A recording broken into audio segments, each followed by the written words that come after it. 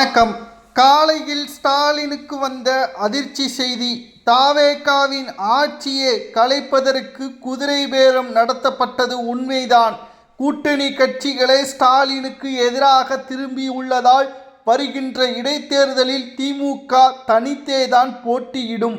மக்கள் திமுகவை தோல்வியடைய வைப்பது உறுதிதான் என்பதை முதல்வர் விஜய் அவர்கள் நிச்சயமாக மக்களிடம் உறுதியாக அதை கூறிவிட்டார்.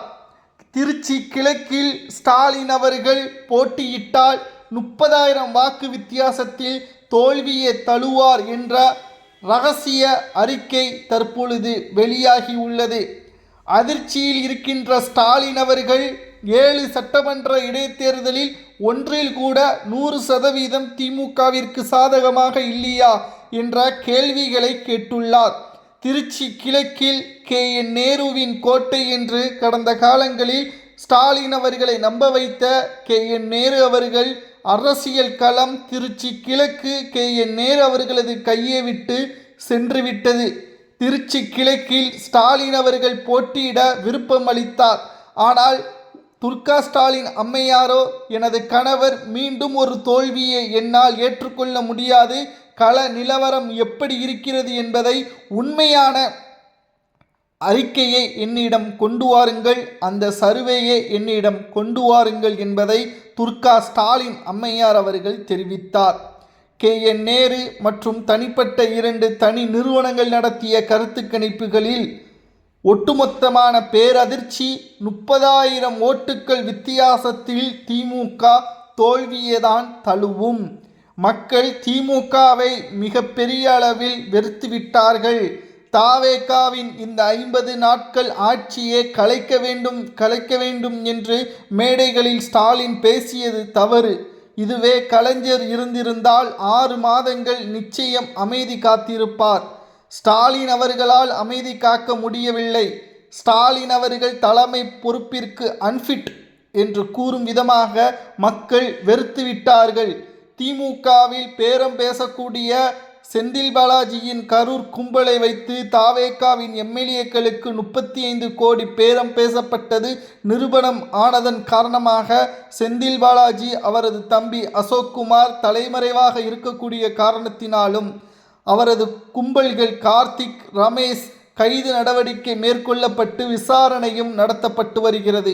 பணம் யார் உங்களிடம் கொடுத்தார், யாருக்கு ஆதாயமாக இந்த வேலைகளை சதித்திட்டத்தை தீட்டினீர்கள் என்று விசாரணையும் நடைபெற்று வருகிறது. செந்தில் பாலாஜி அவர்கள் கனவில் கூட நினைத்து பார்த்திருக்க மாட்டார் விஜய் அவர்கள் முதல்வராக வருவார் என்பதை. தற்பொழுது ஸ்டாலின் அவர்களுக்கு விசுவாசமாக இருப்பதாக நினைத்துவிட்டு அவர் இதுவரைக்கும் சேகரித்த சொத்துக்களையும் அவரது பதவியையும் இழக்கக்கூடிய வகையில் தற்பொழுது அமைந்துவிட்டது. மேலும் செந்தில் பாலாஜி அவர்கள் வாரம் 2 முறை அமலாக்கத்துறை அலுவலகத்தில் கையொப்பம் இட வேண்டும். அவர் பல நிபந்தனைகளுடன் தான் ஜாமீனிலும் வெளியே வந்துள்ளார். ஆனால் செந்தில் பாலாஜி அவர்கள் தற்பொழுது தலைமறைவாக இருக்கக்கூடிய காரணத்தினால் அவருக்கு பிடிவாரண்ட் எங்கு இருந்தாலும் அவரை சிறைபிடிக்க வேண்டும் என்பதை தற்பொழுது காவல்துறை அதிகாரிகளுக்கு அமலாக்கத்துறை உத்தரவுகளை பிறப்பித்துள்ளது. மேலும் அவர் குதிரை பேரம் வழக்கில் கைது செய்யப்படாமல் இருந்தாலும் கூட அவர் ஏற்கனவே செய்த டெண்டர் ஊழல் முறைகேடு சட்டவிரோத பண பரிவர்த்தனை வழக்கில் கைது செய்வது கட்டாயம் நடைபெறும் என்ற தகவலும் வெளியாகியுள்ளது. சாதாரண வழக்கில் ஜாமீன் கிடைக்கும்.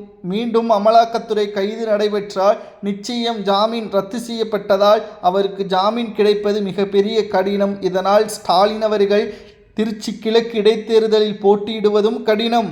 அதே சமயம் செந்தில் பாலாஜி அவர்கள் தன்னை பாதுகாத்து கொள்ள ஸ்டாலினை சிக்க வைக்கக்கூடிய முயற்சிகளில் மேற்கொள்வார். ஏனென்றால் ஸ்டாலினிடம் தற்பொழுது எந்த ஒரு அதிகாரமும் கிடையாது. கட்சியான அதிகாரமும் இல்லை, சாதாரண MLAவுக்கான அதிகாரமும் இல்லை, மத்தியில் தேசிய கட்சியுடன் கூட்டணியும் இல்லை. இதனால் ஸ்டாலின் அவர்களை நிச்சயமாக சிக்க வைப்பதற்கு செந்தில் பாலாஜி அவர்கள் முயற்சிகளையும் மேற்கொள்வார் என்பதில் எந்த ஒரு சந்தேகமும் கிடையாது.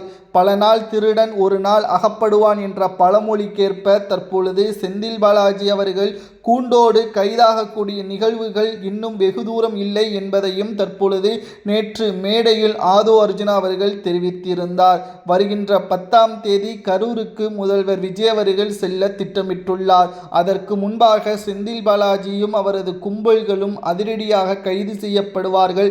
கைது நடவடிக்கை மேற்கொள்ளப்பட்டுத்தான் முதல்வர் விஜய் அவர்கள் கரூருக்கு செல்வார் என்ற தகவலும் நம்மால் பார்க்க முடிகிறது. ஸ்டாலின் அவர்கள் செய்த மிகப்பெரிய தவறு என்ன தெரியுமா? கல்யாண மேடைகளில் ஒப்பாரி வைப்பதுதான்.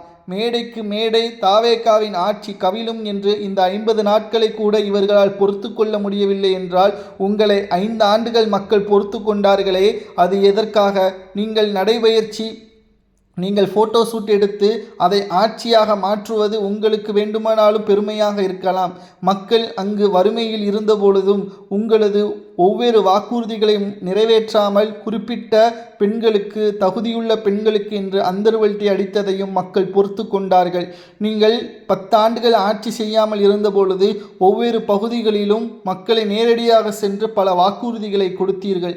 அதனால்தான் மக்கள் உங்களுக்கே வெற்றியை ஏற்படுத்தி தந்தார்கள். ஆனால் அதை நீங்கள் பயன்படுத்தியிருந்தால் இன்றைக்கு நீங்கள் முதல்வராக இருந்திருக்கலாம்.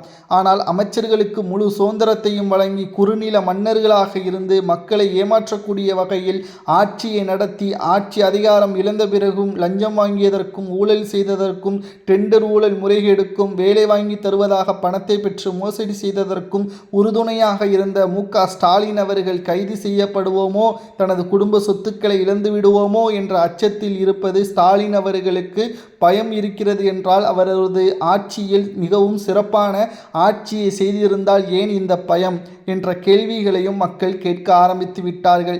நிச்சயமாக நாம் கூறுகிறோம், நடைபெறக்கூடிய 7 சட்டமன்ற இடைத்தேர்தலில் 100% ஏன் 90% கூட ஸ்டாலின் அவர்கள் வெற்றி வாய்ப்பு இல்லை என்ற சர்வேயை கண்டு துர்கா ஸ்டாலினை அதிர்ச்சியடைந்து விட்டார்.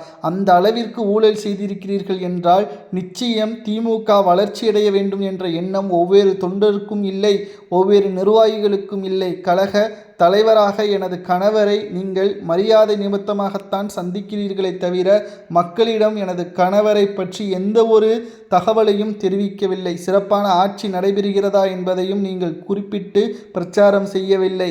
மேலும் திமுக மிகவும் மோசமான ஆட்சியை நடத்தியதாக ஆதாரங்களையும் ஒவ்வொன்றாக வெளியிட்டு வருகிறார்கள். இது மீண்டும் திமுக வருகின்ற உள்ளாட்சி தேர்தல் சுமார் 16 மேயர் பதவியை இழக்க நேரிடும். இதனால் உள்ளாட்சி தேர்தலின் அதிகாரங்களை நாம் இழந்துவிட்டால் நிச்சயம் எதிர்வரக்கூடிய எதிர்கால அரசியலையும் நாம் கேள்விக்குறியாக மாற்றிவிட நேரிடும் என்ற தகவலையும் துர்கா ஸ்டாலின் அம்மையார் தெரிவித்து ஸ்டாலின் அவர்களுக்கு காலையிலேயே அதிர்ச்சி தரும் விதமான அதிர்ச்சி செய்தியாக தற்பொழுது உருவாகியுள்ளது. செந்தில் பாலாஜி அவர்கள் சிக்கினால் அவர் வாக்குமூலம் கொடுப்பதை பற்றி உங்களது கருத்துக்களையும், அது மட்டுமல்ல செந்தில் பாலாஜி அவர்கள் நிச்சயமாக கைது நடவடிக்கை செய்யப்படும் என்று செந்தில் பாலாஜிக்கு எதிராக அமைச்சர்கள் கூறியுள்ளனர். திருச்சி கிழக்கில் ஸ்டாலின் போட்டியிட்டால் தோல்வி உறுதி பற்றி உங்களது கருத்துக்களை கூறுங்கள்.